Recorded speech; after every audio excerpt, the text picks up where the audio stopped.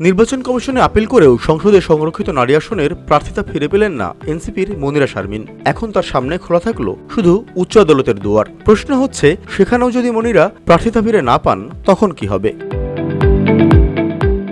সংসদে সংরক্ষিত নারী আসনে কখনো ভোটাভুটির রেকর্ড নেই। এই নির্বাচনে দল ও জোট সমান সংখ্যক প্রার্থী দিয়ে থাকে। আইন অনুযায়ী তারা বিনা প্রতিদ্বন্দ্বিতায় নির্বাচিত হন। তবে এবার প্রেক্ষাপট ভিন্ন।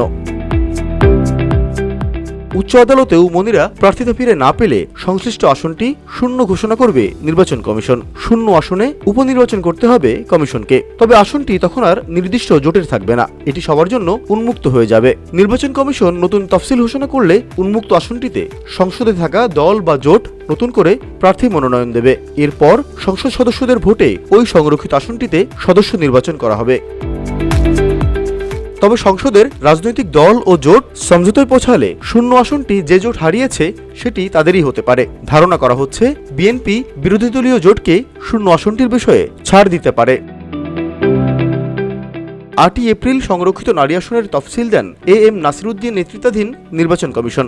ভোট হবে 12 মে। ত্রয়োদশ সংসদে নারী আসনে বিএনপি জোটের প্রার্থী 36 জন, একজন বাদ পড়ায় জামায়াত জোটের 12 জন আর স্বতন্ত্র জোটের 1 জন।